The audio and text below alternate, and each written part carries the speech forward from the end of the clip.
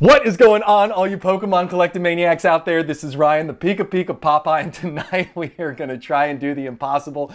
We're going to be looking for value in the Sun and Moon Booster Box space. Now, we all know that is a challenge because Sun and Moon Booster Boxes have been on an absolute tear for all of 2023. However, do not fret, my value hunting Pokemon warriors out there. We have some tools in our tool belt. We've been doing a ton of data analysis. We've been doing a ton of trend analysis, and we have some pretty cool rules that we're going to use and we're going to apply in this video to help guide us down this journey of trying to find value in a space that's been really hot. Now, what am I referring to? Well, in this video that I have the thumbnail for here, we looked at basically single card prices from December of 2022. Specifically, we looked at the top 20 single card prices for all of the Sun and Moon sets in December of 2022. So what we did was we knew the single card prices then, we knew the booster box prices then, we know the booster box prices now, so we were able to put a couple scenarios in place and back test it, right? So we all feel, at least I do, we all feel like single card prices are one driver of booster box price growth. A set like Team Up, which was short printed, right? Like that's a whole animal on its own. But most sets are driven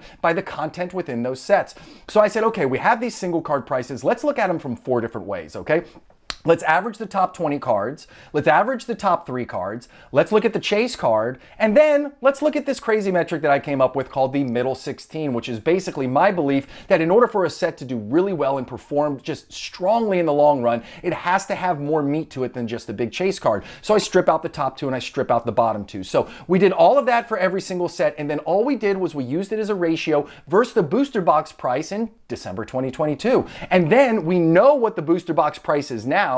So we charted which sets grew the most, right? We put all that side by side, and then we said, okay, in this scenario, this was a good indicator of booster box price. In this scenario, this wasn't a good indicator. And we did a lot of math to it. And guess what? We came out with some really freaking awesome learnings. And amazing to me, it came out that the average of the top 3 cards versus booster box price, and that silly metric, that middle 16 versus booster box, were the best indicators of future booster box price growth. So now that we did that, we laid the foundation. I thought, hey, why don't we look at the singles top 20 cards right now and the booster box prices now, do the same math and see if there's any really cool value out there in this really inflated Sun and Moon booster box market. And that's what we're going to get into right now. So here's what I'll say before we get into this Technicolor dream code of Pokemon awesomeness is if you enjoy data dives like this, I know we all work hard for our money and I like to try and provide as much information as I can so we feel good about it when we spend it. Listen, we're building an amazing community. We would love it if you hit that subscribe button. Questions or comments, drop them down below. And hey, if you like what you see,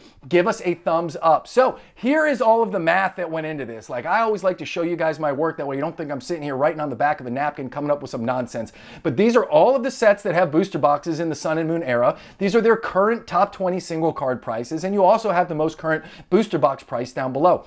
And we'll say this, I pull all of this data from Polkadata.io, not TCG Player, simply because I have found Polkadata.io is much more reliable. It pulls from eBay, it pulls from TCG Player. Like, I think it's a much better representation of what these booster boxes and single cards are actually going for. So you will see that I have all of that there. And then in the very bottom, we look at it from a middle 16 versus booster box price and a top 3 versus booster box price. So let's get into it. The first one we're looking at is the average top 3 view. So using Sun or Cosmic Eclipse as an example, right? You'll see the top 3 cards in Cosmic Eclipse right now are going for $214, $212, and $169. And the booster box is going for an absolute baddie $680. So when we average those 3 cards and we do it against the $980 booster box price, we come up with a ratio of 0.2026 or 20.26%. So that is the number that we used to kind of baseline things. We were going to say the higher the better. The higher gives us a better indication of possible booster box growth. So when we do that in this example,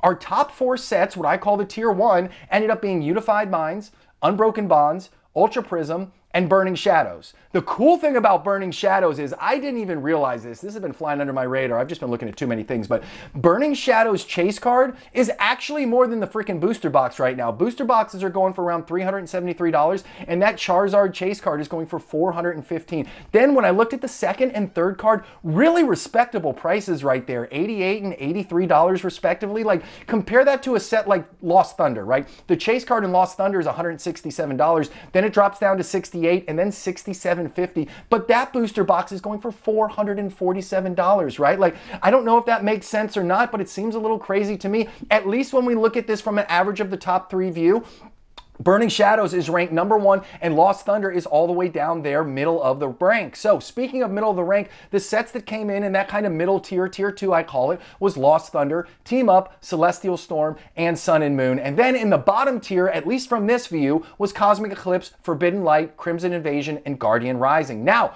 why Cosmic Eclipse is such a great set? Well, here's the thing. Yes, the 3 chase cards are really strong, but you have to realize that booster box is at almost $1,000 right now.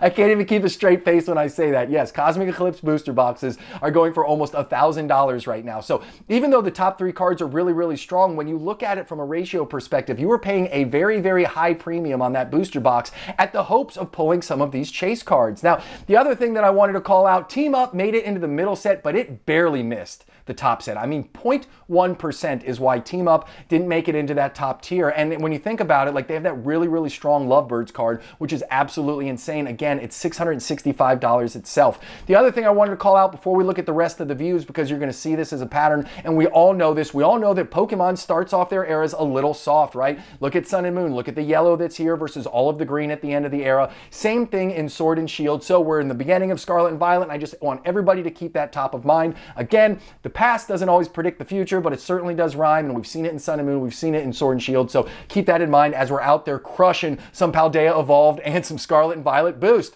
Now, let's look at middle 16 view. So obviously more data here. This is where we've stripped out the top 2 cards, right? If you look at Team Up, you see that $665 Lovebird card is gone. You look at Burning Shadows, you see that Chase $400 Zard, that's gone. Top 2 cards are gone. Bottom 2 cards are gone. This is where things kind of flip on its head a little bit. So you have Unified Minds, you have Unbroken Bonds, you have Lost Thunder, and then you get Cosmic Eclipse in that top tier 1 that I talk about. Now, why is that? We just talked about how high the booster box price was, but look at how strong all of the cards are in Cosmic Eclipse. It is the only set that is green top to bottom. I mean, all of the cards, even down at that number 17, 16, 15, those are all knocking at the door of $50 per card. So when you look at it in a different perspective, instead of the top 3, when you look at the meat of it, Cosmic Eclipse starts looking like a little bit of a better set. And again, you see the inverse when you look at Burning Shadows and when you look at Team Up. Team Up goes from just knocking on the door of Team 1 or Tier 1. When you pull out those Lovebirds cards, look at it, it drops all the way down to Tier 3.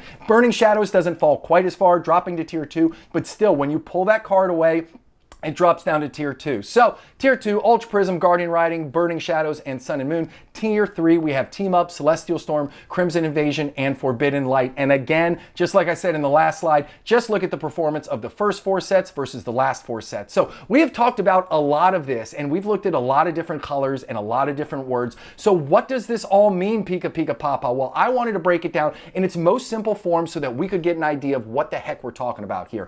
So, here it is.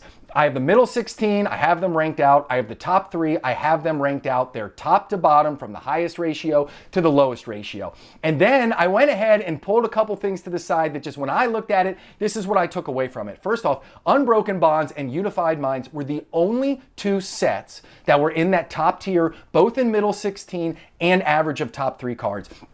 If you're looking for a signal or something to say, hey, there might be a there, I think that is a pretty strong one. Now, data is directional. Data will tell you where to look. Data won't tell you what to do. You have to use that big, beautiful Pokemon brain of yours to decide if these are a good investment or if it's a good time to get in or if the market's too frothy, etc., etc., etc. All this is meant to do is to give you a direction, but I do think it's a very strong sign that Unbroken Bonds and Unified Minds are at the very top. Now, in full transparency, I've been talking about Unified Minds on this channel for like 4 or 5 months. I have expected it to pop already, and it hasn't. Now, does that mean it's not going to happen in the future? Does it mean it's never going to happen? I don't know. I do think that with Cosmic Eclipse getting super high, Team Up getting super high, I think people are still going to want to get into the Sun and Moon era, and I think they're going to look for a value and opportunities like we are today, and I certainly think those 2 sets represent some good value compared to a lot of the other ones in the set. Now, Tier 1, okay, not S level, but Tier 1, I still think they're super strong. You have Burning Shadows. Again, before I did this data dive, I might not have ranked Burning Shadows that high, and I might get some hate in the comments down below. But the fact that that Charizard is up over $400, and the Charizard is more than the booster box. Now, I know it's a super hard pull. I know it's a rarity, but when you're selling these boxes 5, 10, 15 years in the future, you're selling that rarity, you're selling that hope, right? And then the fact that the number 2 and the number 3 card are up over $80, I think that is a really good indicator. And again, Lost Thunder is another one that I like as well, but I like Burning Shadows more because guess guess what? Lost Thunder is going for like $70 more a booster box, and Burning Shadow's top 3 are way more valuable than Lost Thunder's top 3. So then when we get into tier 2, you have Sun and Moon and Cosmic Eclipse. Cosmic Eclipse for me, I just couldn't bring myself to pay $1,000 for a booster box right now when I know that I could spend less than that and get 2 boxes of Unified Minds or 2 boxes of Unbroken Bonds. I think I would rather take a bet on Unified Minds or Unbroken Bonds going up 30% than Cosmic Eclipse going up 30% over the next 6, 12, 18 months, right? Like $1,300 for a booster box is a whole lot of money. Now, you know that I've been a big fan of Sun and Moon for a long time. I know that it was pinching into the ground, but I am speaking it into existence that Sun and Moon is going to have some kind of breakout. And then the very bottom rung here, sorry Crimson Invasion, sorry Forbidden Light, the only 2 sets that are in the bottom of both of these categories. I just wouldn't touch it with a 10-foot pole right now.